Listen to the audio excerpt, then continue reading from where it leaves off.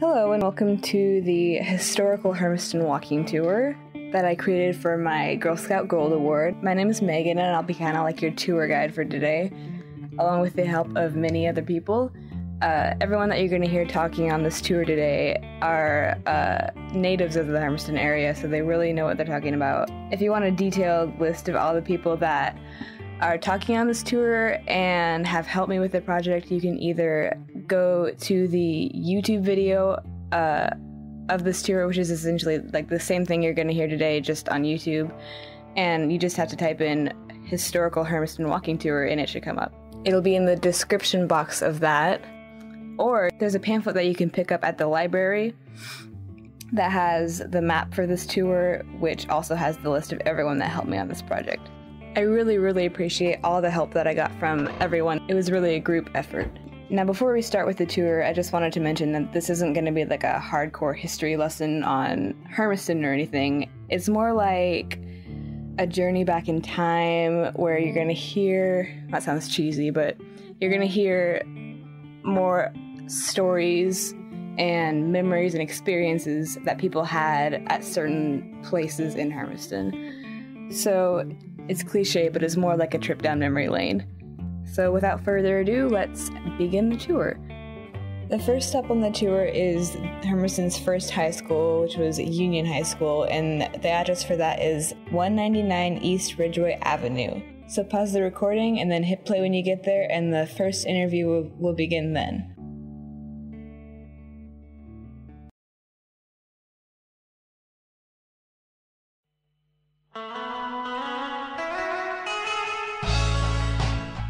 Alright, so welcome to the first stop on the tour. Right now you're standing in front of the arches of what used to be Armand Middle School. And before that was Union High School, which you can still see written on the arches up there. The high school was constructed in 1936, but about 20-ish years later was turned into Armand Middle School, when the high school that we now know was built in 1953. Here to talk about their experiences and memories in this building are former Mayor Frank Harkenrider and Director of Umatilla Chamber of Commerce and former reporter Hutchinson-Talaski. Oh, Frank Davison was the best coach that ever hit this town right to this day. He was real strict. Anybody who smoked or anything that started drinking, no play. He was one of the best coaches Hermiston's ever had. And teacher. Oh, he was a math instructor. Oh, he was a dandy. But he was one. Besides a good teacher in math, he was one heck of a coach. Our family moved from Baker City to Hermiston in 1969, and so I attended Armand Middle School, and it was a really kind of an unusual school in the sense that we didn't have bells that sent us off to our next class. We had music, and it was kind of cool because, you know, traditionally it's always this horrible clanging bell, but it was music, and it was mostly Muzak. You know, it wasn't like really exciting music, but it was still music nonetheless. And it was that was kind of cool to be able to go from class to class to music, which was very different.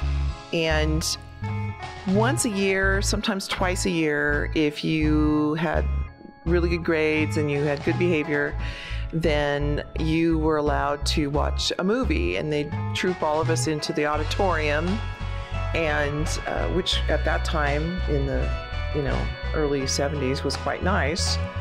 And anyway, and so I remember we watched Cimarron, and one year it was The Unsinkable Molly Brown. I mean, they weren't like, the greatest movies in the world, but it was kind of cool to be able to get out of class for a couple hours and watch a movie. And you didn't let us have popcorn or anything, but still, that was fun. The very first Earth Day we celebrated as a school, but there were certain members of our class who got to go to. I remember we rode in the back of Mr. Middleton's pickup truck, back in the day when you could do that.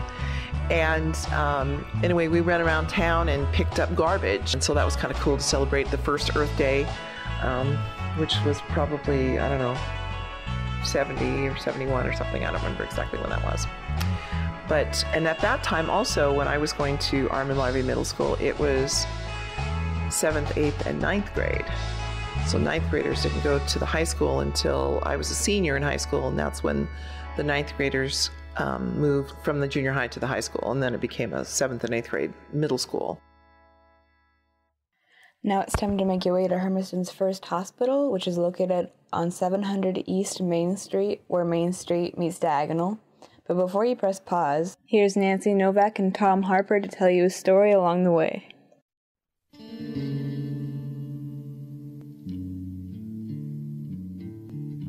We had an irrigation system at that time, and so there's an easement behind all of these houses, and there were ditches that ran behind all these houses. And so once a week, and I can't remember what day our watering day was, but the irrigation department would come and turn the water on in the irrigation ditches, and they would flood your yard. Yeah, they flooded. Flood. It flooded. I mean, there'd be 4 or 5 inches of water standing in your yard. What's your mother do? Oh, that just, Mom, the first time that happened, my mom was just like, what on earth is this? She called Dad down at City Hall and says, Water main broke. yeah, what's all this water in our yard? Well, then when it all went away, you know, soaked in and went away, there were dead fish in the yard, because that's how they watered here. Then the houses had to keep the water in their yard, so they built little retaining walls around the periphery of the boundary of their property to keep the floodwater in their yards. So if you go in the older part of town, you'll still see those. They're still there. Go on Gladys Avenue, East Gladys Avenue, and you can see, well, past the library, you'll see it. You see there's some old houses in there that have all that on East Gladys Avenue. And a lot of the old houses have been torn down now, but we used to flood. And we used to flood Mackenzie Park. Yeah, every week we'd flood it. Would you believe that? Press pause now.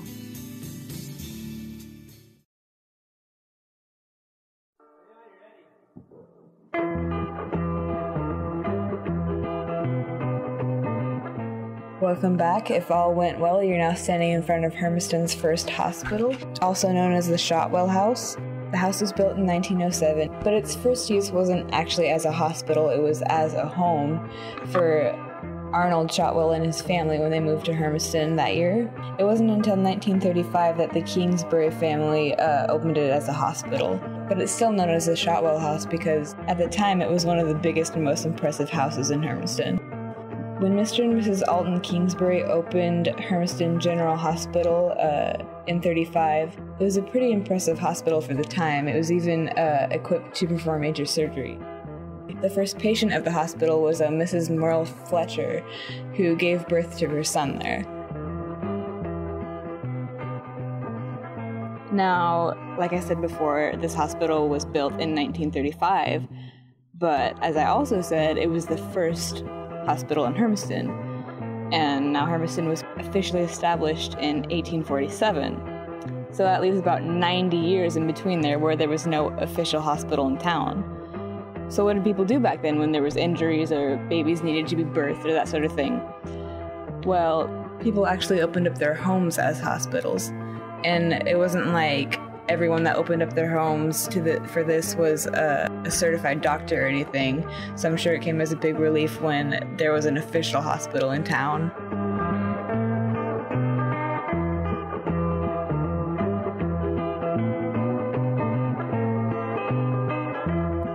Okay, up next is the Peace Pole, which is at Mackenzie Park's Veterans Day Memorial. This is located just to the east of the Arc of Umatilla County, which is at 215 West Orchard Avenue. Pause the recording now.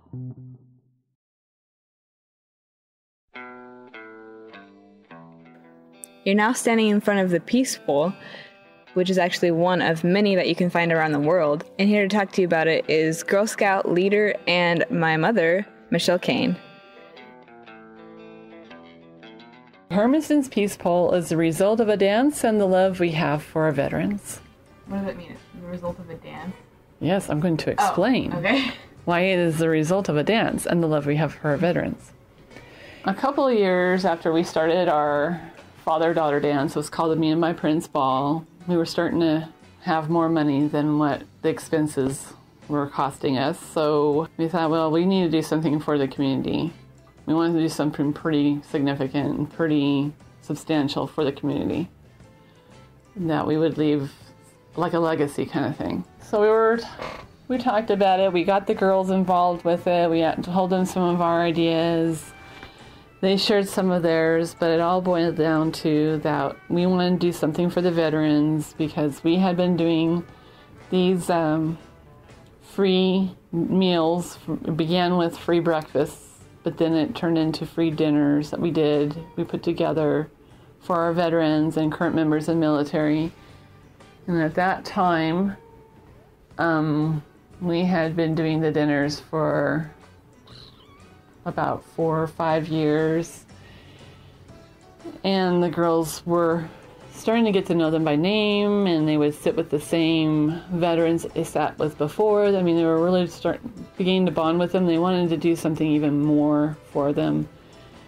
So Laura came across this website that mentioned peace poles, and that there are hundreds of thousands of them throughout the world. They're all connected to each other in the spirit of peace. They're trying to promote world peace. And the girls that we asked about it really liked the idea. Then it came the idea of what languages that we wanted to put on it. We chose English and Spanish, since that's the 2 dominant languages in our area. And we thought it would be nice to also put the Native American language of the original settlers of our area on there. So that took quite a while to get the translation done, because there are several tribes put together out there. So you're trying to figure out which one's the dominant language to do it in. It's a language that's getting lost. So it took quite a while to get the translation done, but Dr. Noel Rood and Thomas Morning Owl in the language department out there got it done for us. And then the fourth side, we were debating it, but we had a girl in Girl Scouts, Cody Arnold, who is blind, and that inspired us to get the other side done in Braille. So her family got us in touch with her Braille teacher, who got the message translated in Braille for us.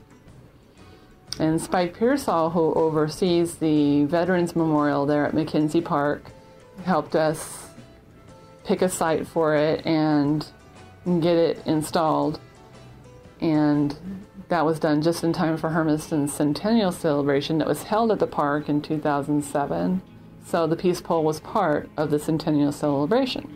Okay, so this poem that I'm about to read was read by a handful of girls, was recited by a handful of girls at the dedication of the Peace Pole that was held during the Hermiston Centennial Celebration in 2007. Is a poem by Chinese philosopher Lao Tzu. And it says, "If there is to be peace in the world, there must be peace in the nations. If there is to be peace in the nations, there must be peace in the cities. If there is to be peace in the cities, there must be peace between neighbors. If there is to be peace between neighbors, there must be peace in the home.